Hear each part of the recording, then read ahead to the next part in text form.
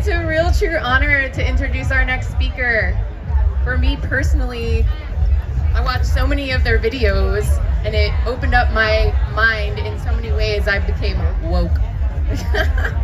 I'm introducing Jordan River. He's the creator of Spirit Science, and he's going to be speaking about the evolution of consciousness. If y'all want, get in closer. There's a presentation. It's a little hard to see from the back, so please feel free to scoot in and give it up for Jordan. Thank you so much. Thank you, everybody, for being here. Quick preface on the slideshow. If you don't feel so compelled to move up, it's okay. It's going to be very, very simple and just large text, so you can read it from the back. It's mostly to help me keep on track. But first, I wanted to take a moment to just honor some gratitude, because, well, first, just thank you to the Do Lab and LIB for everyone who's been involved to help put this event together. It's been really, really special, really amazing so far, and I know we're, I guess technically from the weekend we're kind of halfway done, but what an event so far. And thank you, everybody, for being here and participating, bringing your love and bringing your energy and evolving together, because this is a demonstration of what new levels of community can look like. And of course, it probably goes without saying, but special thank you to God Almighty, to the Supreme Spirit, through which all of us exist and have our being within. And this is essentially what the workshop here is today. What this talk is about is the evolution of consciousness into God realization, into self-realization, understanding that we are intrinsically one with that Supreme Spirit. So the talk is called The Evolution of Consciousness, and here's this big question: can consciousness evolve? What even is consciousness? And there's a way that we can understand this very, very simply, that consciousness is the first vibration emanating from non-vibration. That it is the vibration of creation emanating from pure beingness. Pure beingness being essentially the 0-point field, or the Supreme Spirit, the vacuum of spirit, that which cannot be known except through the intrinsic awareness that we experience when we go within and find that state of perfect stillness, which is something that we're all learning how to do. And the evolution of consciousness essentially is the discovery, is the transformation of our species into one of being united with that spirit. It's interesting because many people think, when you're talking about the relationship with God or spirit. And is anybody triggered by that word, by the way, God? If I just say God, any hands? A couple of people are triggered. You don't like it? It's a very triggering word. Many of us have been raised in very traditional Orthodox structures of, say, Christianity and stuff like that, and they use words like that, like Christ, God, so rigidly. And many of us have moved away from that and have found this more open-hearted spiritual New Age, if you could call it that, or more Eastern mysticism kind of pathways that really resonates. And so we find different words to essentially describe the same thing. But if I say words like that, if I'm using God or spirit or source or quantum field, if it triggers you, that's good. Stay with me, we'll talk about it. We'll overcome these things, because the belief system is essentially the intrinsic limitation that's going to stop us from evolving. At the end of the day, everything is one. It's the language that we use in our belief systems that get in the way of realizing how intrinsically unified we all are. It's actually really amazing when you go into the depths of Christianity. From a mystical perspective, you find that the entire thing is designed in its roots and where it came from for complete human transcendence. Even Yeshua himself, he himself said, yeah, all of these things that I do, you can do and greater.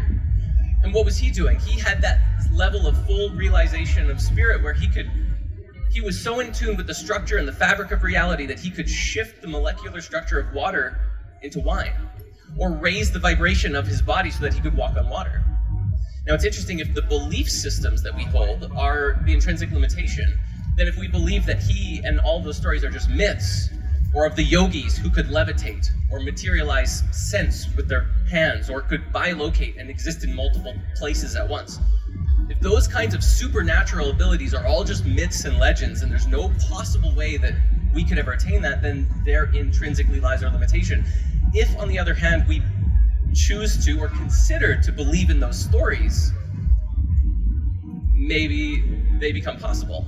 And that's one of the biggest struggles that we all have, is the reaching up into spirit, into this state of transcendence, but also, like, we're in this human world and there's responsibilities and there's things that we have to take care of and taking care of each other. So there's this question, what are we really ready for? So I think what we're ready for, first and foremost, is to understand how everything comes into existence. Because if we're going to make sense of who and what we intrinsically are and break free of all our limitations, we should consider this information.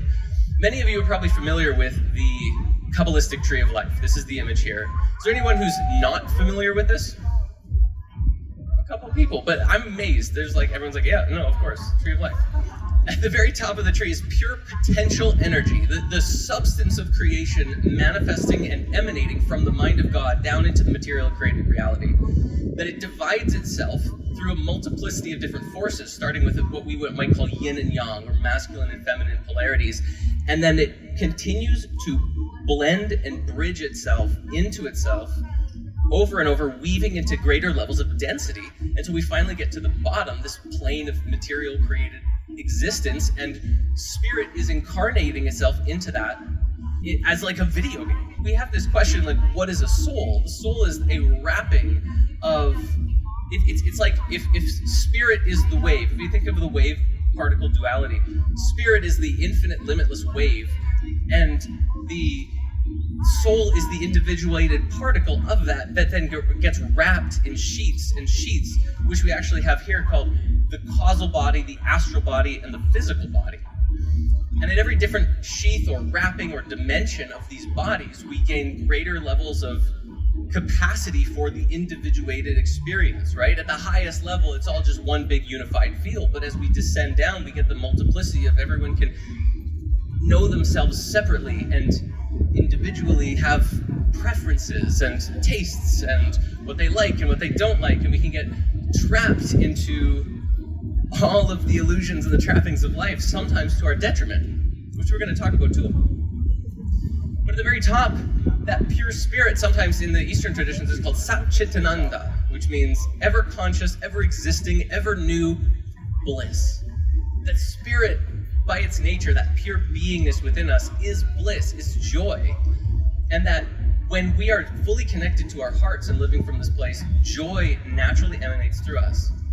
When we get stuck into desires and attachments and the trappings of life, all of the pleasures that we know we shouldn't do, the poisons, the wasting of our time, we limit ourselves from the full body ascension that we can experience if we devote ourselves a little bit more to attaining union with that divine spirit.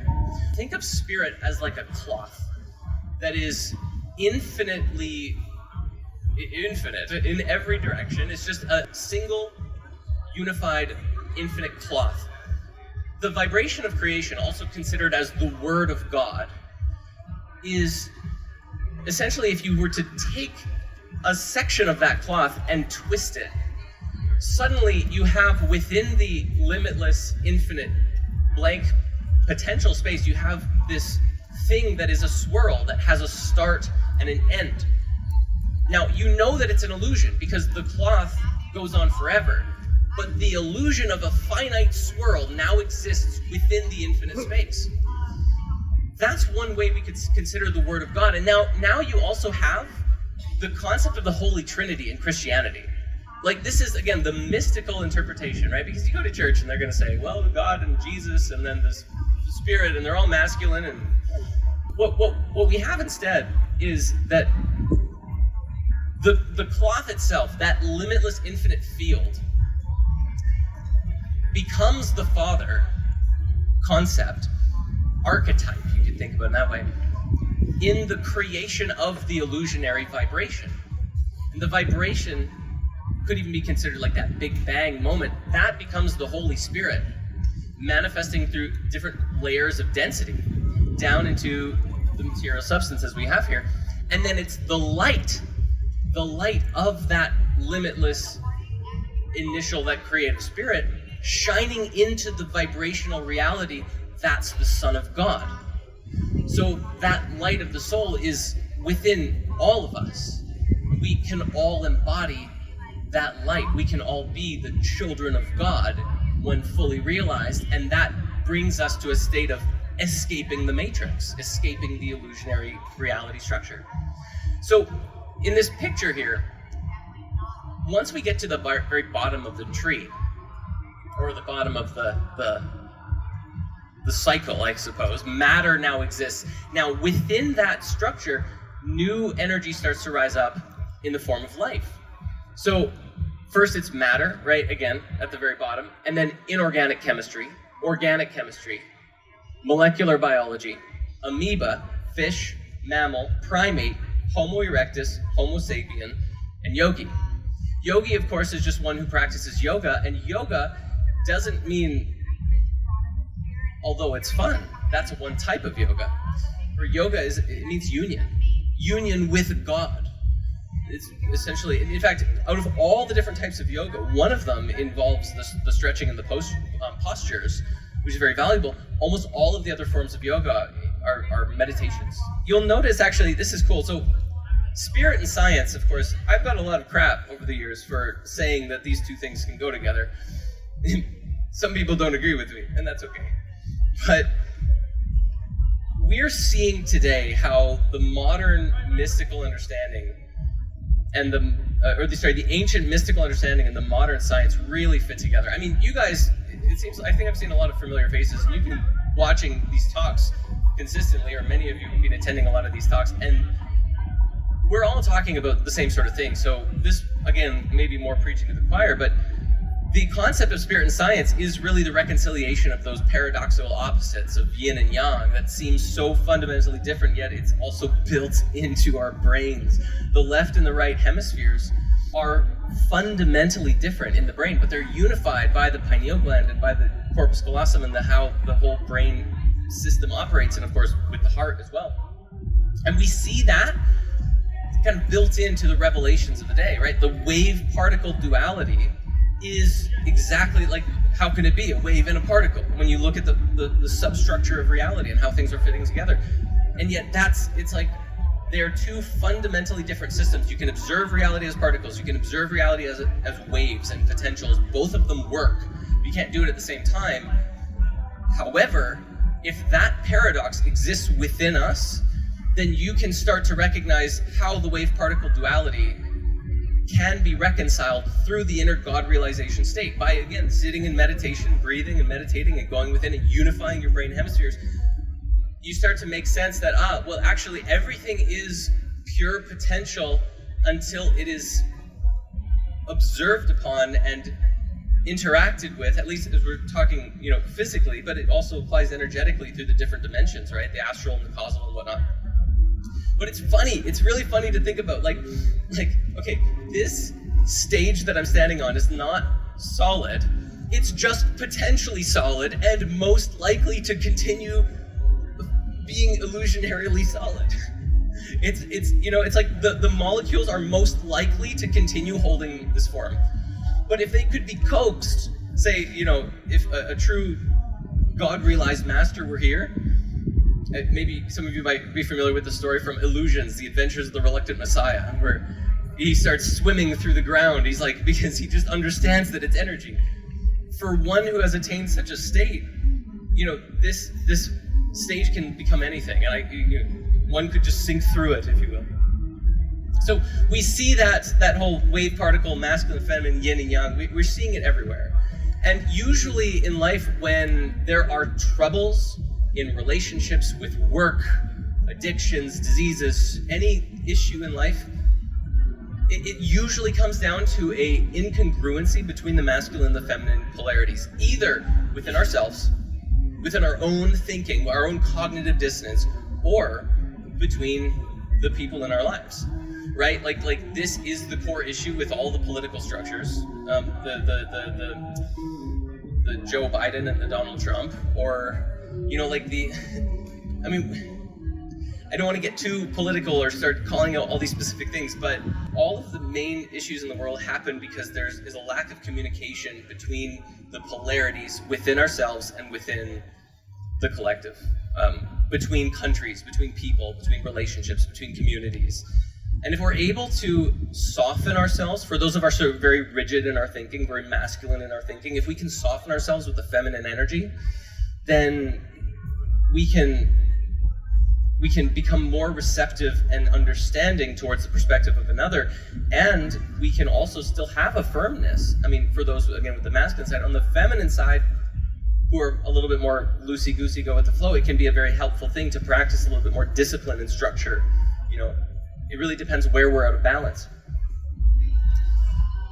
So, as far as this goes, you know, we're still talking about the creation of reality, and here we have a concept that is going to be very important for us to grasp. Now, if some of you have been seeing, like, some of the content that we've been creating recently, we did this series that we're just starting called Rabbit Hole, although I think we're changing it to Everything Explained, because there's a purpose to that, where Rabbit Hole is like, there's just a million holes and we can just go down all of them, but where do they lead? The idea of Everything Explained is like, can we actually just put a wrapper on everything? It's kind of like a mini version of what I'm trying to do here today. But there's this concept we were exploring called Maya. There's the cosmic measurer. Maya should not be understood as an evil thing, although there is an evil portion to Maya, because Maya is the illusion of reality itself. This is, of course, an Eastern idea, but it's very relevant here, especially with the quantum understanding of the day. And Maya is the cosmic measurer. It's kind of like saying, so here's spirit manifesting reality, right, as we've been talking about, and when it creates that vibrational state, Maya is that which portions out time, space, and energy, or the atom even, into finite structures that allows for this illusionary field, right? So there's this question that is like, okay, wait, are we in the Matrix? Does anyone think, are we in the Matrix? Show of hands, anyone who feels that way? A couple of hands. So this is interesting. Yeah, we've made a lot of videos about this. We did the conspiracy theory of everything, this like giant super movie about it. But the Matrix, I like this term and it works, but I also don't like this term. And the reason why is because when I speak and say, are we in the Matrix, we think very dystopian future, Neo, Trinity, Morpheus, this like, you know, very mechanical robot overlords reality. And I don't like that so much. However, I do like language.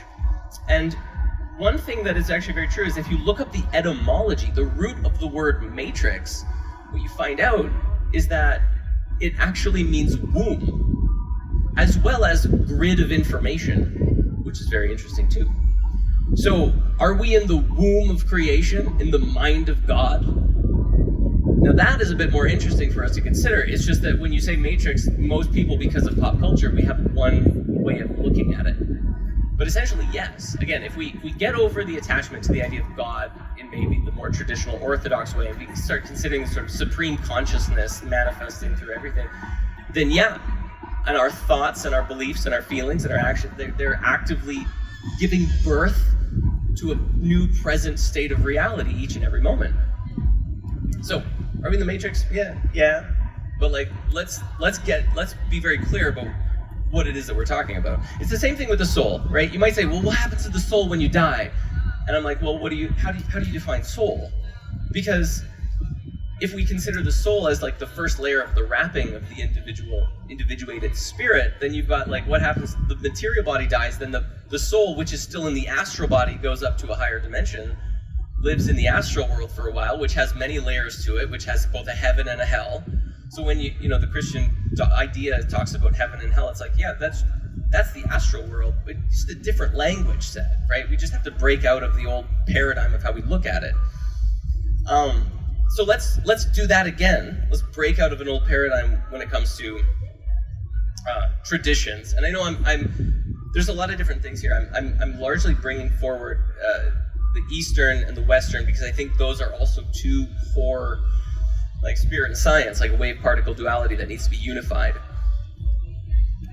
But there's a lot of world traditions to explore. And I just want to acknowledge that I'm not going to talk about all of them. Doing my best, though. But okay, so Satan, right? Satan translates as the adversary. But here's a way of looking at Satan that we don't usually consider. What if Satan was the negative portion of every atom? Is anyone here familiar with an author named Napoleon Hill? Yeah? Think and Grow Rich. If anyone's struggling financially, go and read Think and Grow Rich. Change your life. I'm terrible at it. But my focus has been on different things.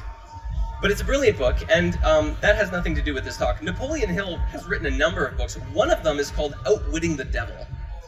And he describes a mystical experience where he entered into a state of like cosmic conversation with evil itself. Like, just imagine the archetype, the consciousness of Lucifer or Satan. And he's like sitting down in this inner world, this mystical state. You know, maybe he was tripping. He didn't say. Wouldn't be surprised. But stranger things have happened. And he interviews the devil. And over the course of this book, he's just like asking the devil how he works. And the devil's basically like, yes, listen, I control the negative portion of every atom in reality. I control half of the materially created universe, and I am designed by my nature to keep the illusion perpetuating as long as I can. Because if we were not steeped in ignorance, we would all instantly recognize ourselves as one giant field of infinite, limitless light, and the entire reality would just dissolve. We would just pop out of existence. We'd all become a big unified field, and there'd be nothing left to do. And then we'd, as the unified spirit, be like, well, we should maybe create another reality, because that was really fun. Part of the journey is overcoming the obstacles of evil. I mean, can you imagine a movie or a video game or a book that, like, at least as far as a story goes, a really compelling story that like doesn't have a villain? Like, what's Harry Potter without Voldemort? Or Lord of the Rings without Sauron? You know?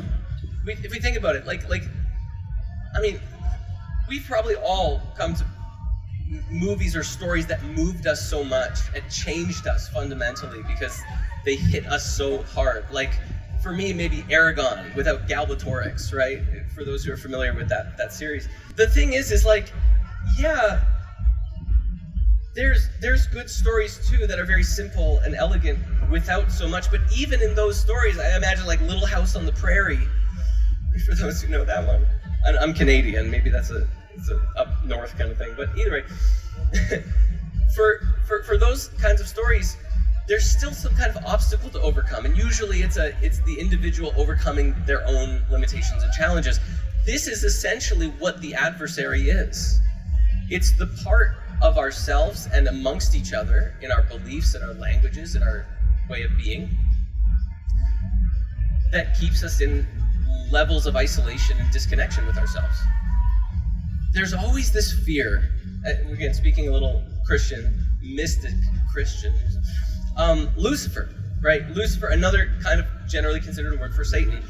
But Lucifer was like the bright and shining archangel, right? So if you imagine, here's the first vibration of creation manifesting, right? And the first archetype of God that is coming into being is programmed by design. It's like the bright and shining reflection of the divinity, and it wants to be better than its source. So it's sort of like a flower coming out of a plant or a tree being like, I'm going to be better than the tree that I came from. Like, that's interesting. How would you do that?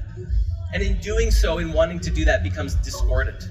In fact, on the subject of how wisdom is hidden in mythology, I definitely recommend, for those who are interested in this kind of thing, is like, go and read the introduction of the Silmarillion, if you haven't already. Because this is the opening mythology of what created the world of Lord of the Rings. It's absolutely amazing, and it really takes that whole Lucifer story and archetypes it into a myth that's really, really fun. But even in that, Eru Ilúvatar, who is the creator, is like, yes, and Melkor, who's Lucifer, is the greatest of all of the Ainur, of all of the created deities, and his discordant energy allowed for the story to take place. So what if it was not that, there's this whole Lucifer rebellion we talked about in the Spirit Science Human History movie as like a really evil thing, but it's by design that we're meant to be separated from spirit in order to overcome, through the power of free will and choice, the reunion with the divine within us. And on that subject then, so should we care about sin? Well, I would say so. Now, I've heard a lot of things about sin. Sometimes it's very easy to just say, well, sin is this oppressive thing that churches tell people, you're sinful, you're horrible. It's not really that way. The word sin etymologically means miss the mark. It's an archery term. And so it's basically sinning is just when you're going against your own natural way of being. When you're going against that which is intrinsic to your soul and the light of what's right within you, right? When you do the things that you know are not healthy for you to do, or when you are violent or angry towards other people, especially unrighteously, when you're cruel. The thing is that sin is essentially what degrades our body of consciousness. It degrades the temple. So if we continually miss the mark, if there's a right way of living, like as Buddha said, right, the eightfold path is like right liveliness, right mindfulness, right action, right speech. There's all these right ways of doing things according to the Buddha. It's brilliant practices and teachings that we can learn from that particular lineage of teachings and what he brought forth. But the whole thing is, if there's a right way of living, then there's a wrong way of living too. We can't really live in a lawless society where everyone just runs around stealing from each other, killing each other if they want to. Like, there's no evolution in that. That's just degrading to us. That's degrading to our field and our minds and our bodies and our hearts and everything. So that doesn't mean we all need to be like good little children and just follow the rules of whatever the government says, because they're very sinful too. We need to change those systems. But essentially, yeah, we should care only to the degree of wanting to better ourselves so that we can become more in harmony with that inner light from which we all arise. Again, now I already wrote this here, but there's a reason that Buddha began his 4 noble truths with life is suffering.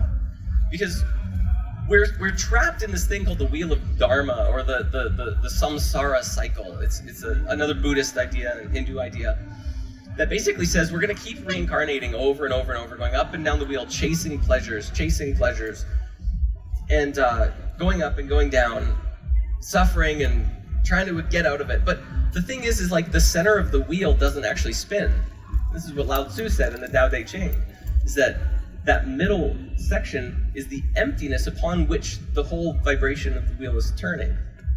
It's really cool, I think, to consider. Again, that's that same emptiness creating the first vibration, essentially just mystically described in different languages. So I just wanted to include this because for those who aren't familiar with it, the 4 noble truths of Buddhism are life is suffering, suffering is caused by craving, which are attachments, the end of suffering is the end of craving, or attachments, and there is a path that one can walk to attain this state of liberation and enlightenment. Now, of course, the path that he described, that he brought forth, was the Eightfold Path. But actually, there are many paths. There's many, many, many different ways that we can go about doing this. And I think that this is very important for all of us to hear and acknowledge, because I like learning about all the different paths and integrating them all within me. And I think for someone who's interested in doing that, all the power to you. At the end of the day, what we want to do is find a God-realized master and study under them and learn from them. Someone who clearly has attained, or many who have attained a level of enlightenment. And we also, in humbly acknowledging and recognizing that all of us have some level of that experience within ourselves too. So we all can learn from each other to the greatest of our ability, constantly seeking greater and higher levels of being. For as Thoth said in the Emerald Tablets, those who are guided go not astray. So for example, one could follow the teachings of Christ. Again, mystical or orthodox, I don't think that second one would be this group, but the wisdom of Krishna, the Buddha's Eightfold Path, Lao Tzu, and the Tao, the Hermetic orders, going back to ancient Egyptian times. In fact, all of the stuff with Christianity really did come from ancient Egyptian as fused with ancient mystical Hebrew culture at the time. And then the indigenous teachings, there's so many and they're all so beautiful. You can choose one. And I have to say, for most people, less is more, because there's so many things to learn. The thing is you don't want to be superficial. You don't want to just read a little bit of this and a little bit of this and a little bit of this and a little bit of this and just think intellectually like you've got the whole big picture. Because in any individual tradition, you can sink with tremendous depth. Now, I feel very blessed and fortunate that part of my work, what I've made my life into, is being able to work with depth in a multitude of cultures, but this is like all that I do. You know, and I will spend hours a day reading and in meditation and prayer and studying a lot of these different things and putting the pieces together and then educating about what I'm learning. And I thank you also for everyone who's been following Spirit Science, now Spiritverse, for so long. You've made it possible for me to continue in creating this act of service and this love. So I thank you. But yeah, ultimately we don't want to be superficial in our learning. So if you're compelled to become a Taoist monk, or you're compelled to learn about a more traditional indigenous culture, or go learn with the shamans or something like that, like, go the distance. Really go the distance. At the end of the day, the core purpose is the same, which is union with the divine, union with spirit, and the liberation from suffering or sin. The lesson that we can take away from this, again, now we're shifting into this sort of third part. I have to start wrapping things up here. Every battle is an internal one. And this is a challenge I think that many of us have. There we go. That's better. This is a challenge that we have, because in the world today there's like so many controlling structures, evils in the world that are very clearly in our faces. Very horrifying things that are happening. And we have to acknowledge those. We have to be real with those, and we have to change them through the changing of our awareness. But if we just batter against it without evolving ourselves, then we're going to be doomed to repeat the same cycle. Now, the good news is that from the internal and the external, reflecting back and forth, we are going to be growing and evolving, and that's really, really good. But the transcendence is the liberation from ignorance into the luminous embodiment of the spirit within. And what that means is that, again, like, you know, there's that legendary quote, the only thing required for evil to prevail is if good men do nothing, or good people do nothing, right? Men in this case, not necessarily intending to be a gender divide, but sometimes that needs clarification. The whole thing then, if this is the case, then even that inner transcendence is recognizing the evil in the world and doing something about it, like acting in the world from the enlightened place, spreading awareness. Here's an example about how we could change the world in a really beautiful way without violence that could cause the collapse of like some evil industries. I consider the sugar industry to be absolutely horrifying. You know, we've been completely bamboozled, hornswoggled into sugar addiction, and so many people have become have corrupted their body, a temple, their sacred. They have profaned their sacred body temple with addiction to sugar, and it's not even their fault. And this is true with a lot of different foods, and we can talk about food more soon. But like the whole thing with the sugar is like it destroys the mitochondria of the cells. It destroys your ability to make energy within you. So you have a zing rush, and then you have a collapse. And I'm not trying to like ruin everybody's evening, because maybe you've got some treats planned, but it's just something for us to be really mindful of. The thing is that if all of us were aware of that, and collectively in mass just started to buy different food or making things ourselves, just stop buying the poison, those big industries would be forced to transform, right? Excuse me, right? Like it's a natural byproduct, because they're just going to continue feeding what people are buying. If people are not buying their product, they're going to be forced to change.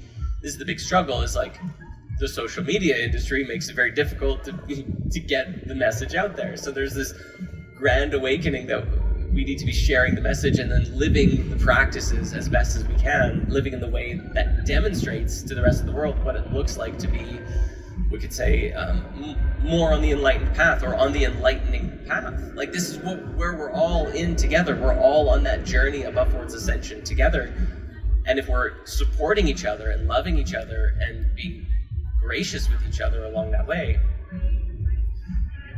we help ourselves get there a lot quicker, right? We can be forgiving with ourselves for the mistakes that we made when we break the laws of harmony naturally. And if we stop breaking the laws of harmony, we start shifting from energy into matter, from matter into energy, going the other way, right? We need to purify our body temples. We can consider that the body is a temple for the living spirit, right? We must purify ourselves and develop our magnetic energy. We have these strong electromagnetic fields around the body. They're very, very strong. They become stronger when we're doing the meditation and eating well and purifying ourselves and doing spiritual practices. When we forsake the divine within us and within life and the world, we break down that field. We become less energetic, more matter. We become very limited as a body of consciousness, if you will. And so this is a picture. I can only talk about this for a second, but this is, many of you might be familiar with this map of consciousness by Dr. Hawkins, and it's like a map from 0 to 1,000. Going like at the very bottom is like shame and despair, and at the very top is enlightenment. It's an absolutely profound concept, and you can find some videos that we've made about it, and I'm going to do more in the near future. But the whole idea is like after you reach a certain point, by acts of courage, learning, by being gracious and humble and forgiving in your nature, you naturally move out of a state of forcing things to happen, which is the lower half, and into embodying a inner quality where things just happen naturally through your own inner power. It's a very brilliant thing. I might recommend just, if you're taking notes, if you're curious to learn more, to go and read or check out Dr. Hawkins' Power versus Force, or watch some YouTube videos about it. So very simply, what develops magnetism? We have, again, following the laws of creation, spiritual practices like meditation, breath work, reading scriptures, or reading anything written by someone who had attained a higher level of consciousness. Like, again, looking at this chart is very interesting because you could say that like Krishna and Buddha and Yeshua, they cultivated such strong attractor fields of consciousness, of energy through themselves that they lasted for thousands of years. Krishna is like 5,500 years old by this point, right? Like that is a strong energetic field to have such a potent energy that we're still learning from today and revering as divine wisdom teachings today, right? So we can learn from those kinds of wisdom teachings. And that's a very good idea. Or even modern masters, like if you are resonating at a level of 100 or 150 within the map of consciousness, and someone had reached 500, not quite at 1,000, right? That's still, if you're reading their work, like Dr. Jordan Peterson, if you're following his work or something like that, or Graham Hancock perhaps, whoever, Greg Braden, Bruce Lipton, Joe Dispenza, all these guys have strong attractor fields. There's strong energies that are very uplifting for the consciousness when we take the time to read them and engage with them energetically, because we're all just energetic fields resonating together and vibrating together. So these kinds of things, self-control, developing harmonious relationships, all of these things are ways of developing our inner magnetism. And of course, as I mentioned, following the guidance of God-realized masters. So what destroys magnetism? We've been talking about it all the time, right? That whole sin concept, right? Breaking the laws of harmony. It could be said that the laws of harmony begin with truth, love, and authenticity, and that it is through the mind and the intellect that recognizes truth and can act on it. And when we hear something that is true, but we don't like it, then we could bury it within ourselves, or we can deny it, and then we start living in a false, lesser reality too. So when we break the laws of harmony, like I broke the laws of harmony recently, just by treating myself poorer than I ought to have. I made myself sick just by not doing what I knew was intrinsically right for me to do. And I'm certain that we've all been there. One way that we can destroy our magnetism is with poison in every dimension. I often will speak about material poison and how, again, there's so much when the processed food that we're eating has absolutely no life force energy in it at all, no prana. It puts us in a state of weakening our entire energetic field, and there's so many poisons. I don't even think I can get into it here because it's so much, but also like the poisons of belief systems, of thought structures, of ways of thinking in the world, ways of like cruelty towards others. All of these things, they degrade the mind or the body or the connection with spirit in some way. That leads to ignorance. We've spoken a lot about that. Patterns of disruptions, again, the habits. Like okay, so smoking. I used to smoke cigarettes, and I'm not here to harp on anybody who does, because we're all on our journeys and we all have to learn these lessons of what's right for us and what we want to do. Smoking is a very interesting thing because, well, one, very easy to break the habit if we really want to, and if we potentially have some magic mushrooms. It's amazing how quickly we can quit with some other supportive vibrational tools. But what I wanted to speak to really was that, you know, the industry introduced vaping as a potential way of cutting back and helping curb the addiction. It's actually worse because it's so delicious. When you're vaping, you just want to keep going and keep going and keep going, whereas the cigarette, you maybe wouldn't have as much because they're so bitter and so intense. So that's another way that the Matrix will kind of like pull you down. And finally, attachments to desires. We can have absolutely everything that we want to in life. I'm not trying to say that we all need to be like super penitent all the time and deny ourselves everything that we enjoy. That's not what this is about. We can have absolutely everything. The key is to seek spirit first. Is to seek connection with God first, because God wants you to have everything that you want. Spirit wants you to have everything, because in fact, I think I might have had this on one of the earliest slides and I forgot to read it because I was starting to get into another subject. But the Cabalists, the guys who came up with that whole tree of life, the Cabalists say that the meaning of life is to create a creature and fill it with boundless delight. Isn't that cool? Like the whole entire existence of everything in reality is to create, the reason it was done was to create a creature and fill it with boundless delight. It just needed to be said again. So what brings delight? I mean, there's so many pleasures in this world, but many of the things that we get attached to in our pleasures are in those bottom three chakras, right? Sex, food, money, power with others, right? These kinds of things can be very pleasurable, very addictive, and then we end up chasing after greater riches or greater sex or more of it or food, or like just we want to eat and eat and eat. I know for me, and maybe the astrologers out there would say it's because I'm a Taurus, is I love food, and I've gone through these food addiction windows in my life where I'm just like really, really enjoying food to the detriment of the health of my body. But the thing is that those are just the bottom three chakras. Those are just the bottom three centers.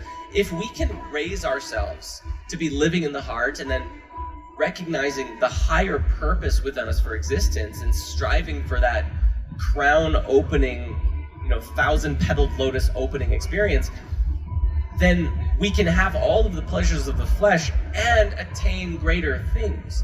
The mystics often will say that if you were truly united with God, it would be like having the most infinite divine orgasm through your entire body that never turns off. So just think about that for a second. Maybe it's worth it to go into meditation more often to attain that level of joy that we could be in such a state and bring that forth. I mean, imagine being so united with the spirit through which all things come that you can fly. Or be a Jedi. Imagine if you were so in tune with spirit and yourself and reality that you could levitate objects around you.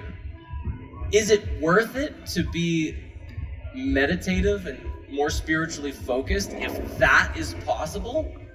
Because I kind of think so, personally. And that's just me. We each have to ask ourselves what it is that we really want to experience in life.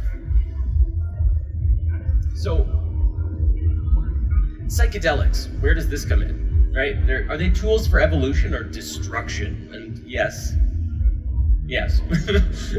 They are a double-edged sword. Again, I mentioned in the beginning that I have really enjoyed working with them. Sometimes to my own detriment. I have experienced some of the most beautiful and transcendent experiences in my entire life through the psychedelic journeys.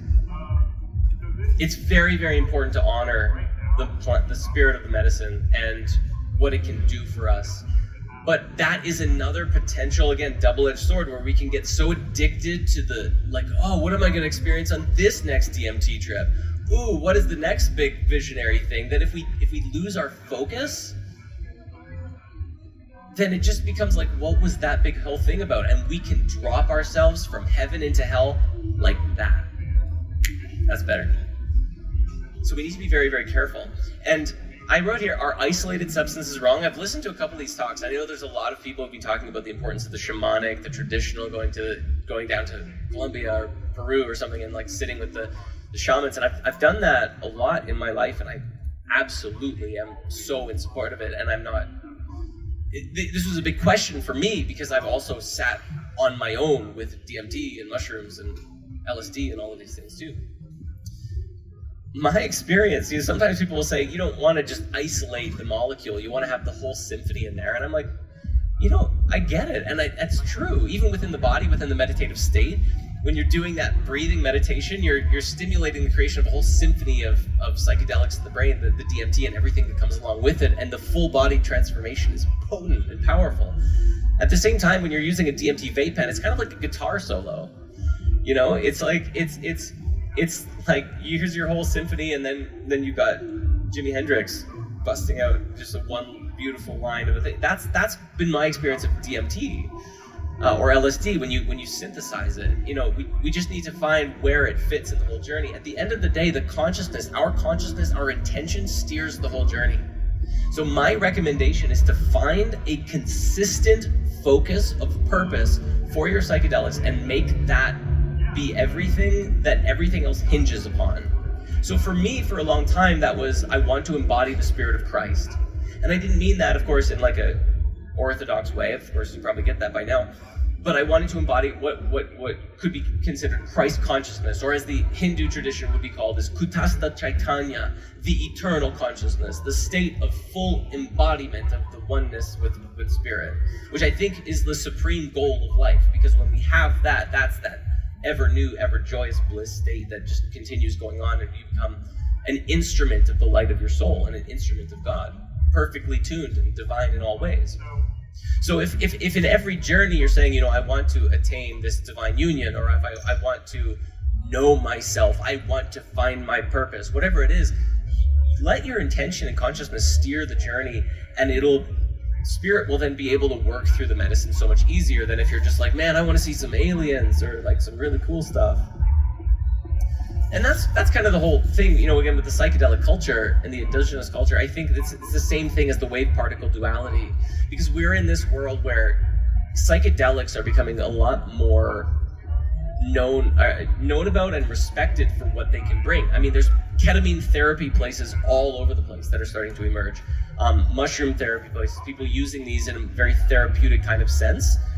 But we can't forsake the indigenous traditions as well. We need to integrate them and have them really learn from each other and honor the ancient traditions of the past, because the psychedelic culture is really only 100 years old, if that, like ketamine and LSD and these things only existed within the last 50, 60 years.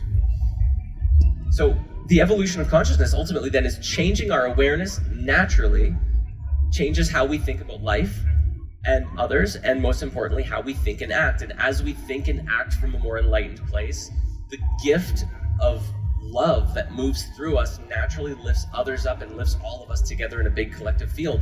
The more that we do that, the more we live from an evolved place within ourselves, the more that the collective world also evolves, and those ripples lift everything up. In fact, I love this one analogy. It's like, imagine you have a carpet, like even this AstroTurf here. If you took one strand of that and you just pulled up on it, the whole carpet pulls up, right? If you think about it like a tapestry, so for each of us, if each of us lift ourselves up, we naturally start lifting others up around us too. It becomes easier. We don't have to think, I need to wake everyone up, I need to force others to change. No, lift yourself up, become an embodiment of your soul, and people around you will be so inspired, they will naturally start to want to do the same. If they see you doing really well and thriving and being well in life, they'll be like, I want what he's having. And they'll come and ask you, and you'll be like, yeah, mushrooms. So I've got only a couple minutes here, and we do have some time for some Q&A. But belief energy, this is everything ultimately comes down to recognizing that thoughts and feelings move through beliefs the same way that water flows through channels of earth that makes a river flow. And the water carves those pathways. So our thoughts can carve beliefs, our emotions and our thoughts can carve the neural pathways of our brains. And how energy goes is where attention flows in all of this. I might have said that backwards, but that's fine. The pathways, the pathways of thought direct the current where the energy flows. So if we recognize we have a limiting belief, if you think you can't, or you're not good enough, or you're too old, or you're too big or little or whatever, that is a limiting belief, and I'm here to tell you, no. You are a limitless creative being made in the image of the Creator. You can have, do, or be anything that you want to. You are amazing. Unlimit yourself by embodying the fullness of who it is that you want to be. Create an image, an ideal for yourself, and let that be your guide into becoming that. Don't settle for what the world tells you that you should have. Be anything that you want to be. Profound healing and life changes, everything begins within. This is, embody fullness within your meditative state, the inner qualities and the vision of yourself, and then live as that, and you naturally start to change your magnetism to embodying and stepping into that expression and experience of yourself and of your life.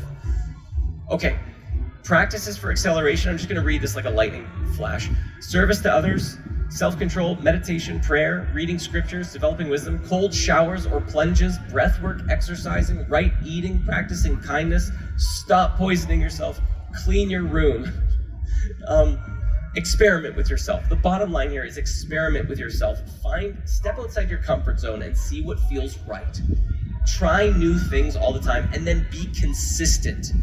Be consistent with yourself so that every day, if you're committed to attaining a higher level of consciousness, that you can consistently show up for yourself even on the days that you don't want to, right? If you want to be, let's say, if you want to get stronger, you want to have a bulk up your body, then you consistently go to the gym or do workouts, right? Like there's actions that coincide with the belief and the thoughts along with that. It's the exact same thing. It's just consistency is key. Take time to learn something new every day. Take time to be kind to someone every day. These kinds of things. Closing words. I'm 30 seconds over time. There's this concept that Krishna explained. It's in the Bhagavad Gita. Bhagavad Gita is an amazing legendary book. It synopsizes all of the teachings of all of the Vedas in like a read that you could do in a day. Profound. Krishna explains there's the path of action, the path of renunciation. The path of action is stronger. This is the path of living in the world, engaging with other people, participating in life. It's actually stronger. The path of renunciation is stepping back and going into meditation in a cave somewhere and lifting yourself up to complete transcendence and liberation. I think for all of us, there's some degree of embodying both. But don't be afraid. Don't be afraid to go within. Just make sure that whatever you find when you go within, bring that out into the world. And if you go within and you find something scary that you don't like, talk to someone about it. Get a counselor. I can't describe how valuable having a counselor is. I didn't even know that until this past year. And what a huge liberation of weight, of emotional weight that I was carrying. I didn't even realize. And finally, the last thing here is to always put God, put spirit, put source first. What that means is, again, it's like having that purpose with the psychedelic journey. It's like everything is existing through spirit all the time. If we keep our thoughts divinely focused, if we keep our thoughts pointed at the light, and I'm pointing up, but it's also, it's within, it's also beyond, it's everything. if we keep our thoughts on God and then do everything following in the inner wisdom and guidance that we're receiving, life becomes a lot more harmonious because we're willing to let go of our attachments to the way that we think things should be, and we can get a much bigger picture, a much more beautiful picture of the grace and the beauty and the fun and the joy of life. So that is essentially the fullness of my talk. Thank you very much for listening, everybody. I hope it was fun. And we do have a couple minutes here for questions. So if there are any questions, please just come on up to the mic here and let's chat. Hello, my name is Camila. Hello, Camila. My question for you is, throughout all of your psychedelic spiritual experiences, how do you integrate the big aha moments that leave you sometimes like, whoa, okay, I have this understanding, I have this realization. How do you go from just having that realization for like 6 months to then not acting on it or getting discouraged on the path of integrating it fully and embodiment into who you are? What is your process on that? That's an excellent question. I would say that, so actually we can talk about briefly here that, the whole Hermetic idea of the mind of God giving birth to reality through the word of God. That's a taken by Christianity. It's much older. It's ancient Egyptian, ancient Greek. Our mind gives birth to speech in the way that the mind of God gives birth to the word of God. And for us, words and language can manifest in 3 different states: thought, spoken word, and written down. So if you're taking the realization and translating it into a lower vibration, you're grounding it in reality. The best way to do that is through journaling. So if you have this realization and it's fresh within you, after the ceremony or even in the middle of the ceremony, sit down and, I have to write this. Get it on paper. Then it's in a form that you can reflect on multiple times. You can come back to it a week later or a month later or down the road when you start being like, there was a thing that I remembered, right? You can even write down action steps to remind you of that. And for me, sometimes I'll even create reminders in my phone to remind me to do a certain thing, just so I see it consistently, right? We want to take the ethereal and ground it in the material world, and then use the world that we're creating to lift ourselves back up to spirit. Yeah. Thank you. You're welcome. Are there any other questions? I think I remember. Yeah, come on up. Hello. Howdy. I was wondering, so in your field, I would assume that you have certain metrics that can determine, so you have like views and there's goals with like performance metrics like views and money and stuff like that. And a lot of the common theme and what these teachings are is practicing detachment from a lot of those things. So I'm just wondering, how do you reconcile the being spiritual and being material and having a business? Exactly, yeah. That's a great question. Man, this has been the hardest part of my journey, I gotta say. I have made so many expensive mistakes in my life because I started spirit science and I was like, I don't want this to be making money. I don't want to run a business. I like drawing. I like telling stories. I'm an animator. The challenge is that as time went on, it kind of had to become a business, or I had to go and get a job somewhere, and then I couldn't spend my time doing the thing that both I really enjoyed doing and everyone else really enjoyed watching, right? Like there was a natural synergy. A lot of people were like, keep making these. And I was like, I want to, but I also need to eat. What do I do? But in putting myself in a position, I wanted to just be the artist. I met other people at times who said, oh, I can take care of the business for you. And they, put the whole business in their name. And then several years later, then a falling out. Now suddenly I don't even have access to my old website or the Facebook page or the Instagram. Fortunately, I was able to get the Instagram and the Facebook back because I filed legal affidavits with Mark Zuckerberg, I guess. And And so I had to put myself in this position of being like, no, I have to run the company. I have to become greater than I was before, and I have to integrate as the above and the below, right? And trying to integrate it here. And it so began this long journey of learning more of the machinations of the world.